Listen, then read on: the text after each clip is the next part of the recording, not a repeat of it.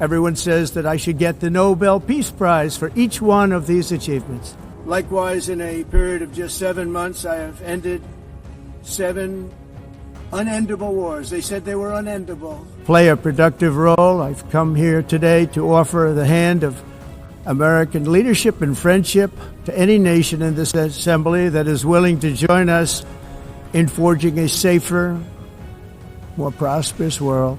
America is blessed with the strongest economy, the strongest borders, the strongest military, the strongest friendships, and the strongest spirit of any nation on the face of the earth. This is indeed the golden age of America.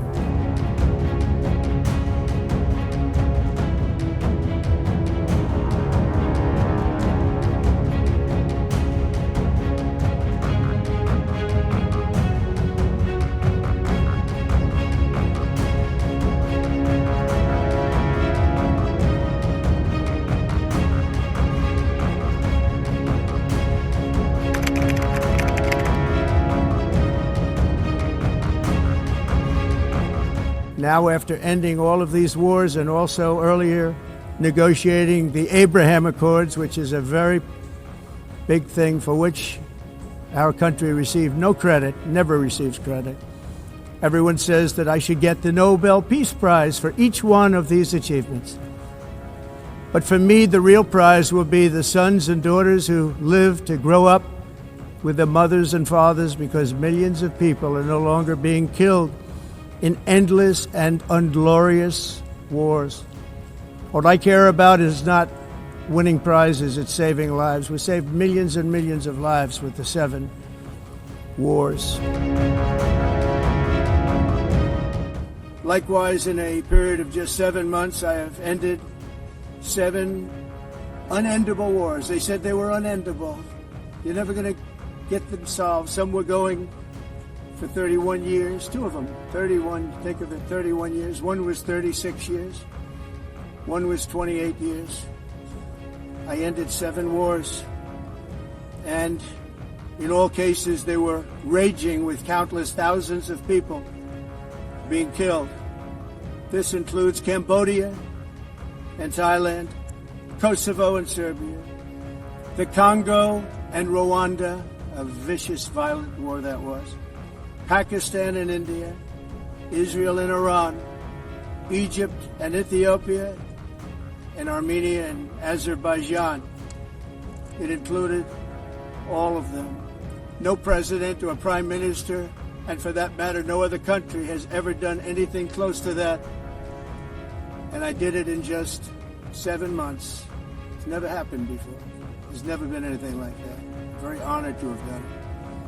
It's too bad that I had to do these things instead of the United Nations doing them. And sadly, in all cases, the United Nations did not even try to help in any of them. I ended 7 wars, dealt with the leaders of each and every one of these countries, and never even received a phone call from the United Nations offering to help in finalizing the deal. All I got from the United Nations was an escalator that on the way up stopped right in the middle. If the First Lady wasn't in great shape, she would have fallen. But she's in great shape. We're both in good shape. We both stood. And then a teleprompter that didn't work. These are the 2 things I got from the United Nations, a bad escalator and a bad teleprompter. Thank you very much. Not only is the UN not solving the problems it should, too often, it's actually creating new problems for us to solve. The best example is the #1 political issue of our time, the crisis of uncontrolled migration. It's uncontrolled. Your countries are being ruined. The United Nations is funding an assault on Western countries and their borders.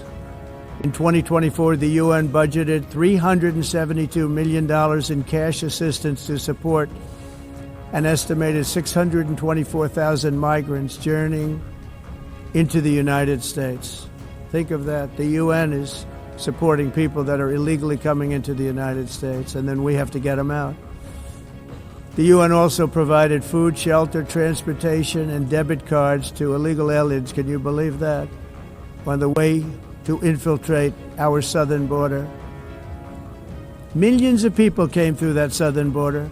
Just a year ago, millions and millions of people were pouring in, 25 million altogether over the 4 years of the incompetent Biden administration. And now we have it stopped, totally stopped. In fact, they're not even coming anymore because they know they can't get through. But what took place is totally unacceptable. The UN is supposed to stop invasions, not create them and not finance them. Energy is another area where the United States is now thriving like never before. We're getting rid of the falsely named renewables. By the way, they're a joke. They don't work. They're too expensive. They're not strong enough to fire up the plants that you need to make your country great. The wind doesn't blow. Those big windmills are so pathetic and so bad, so expensive to operate.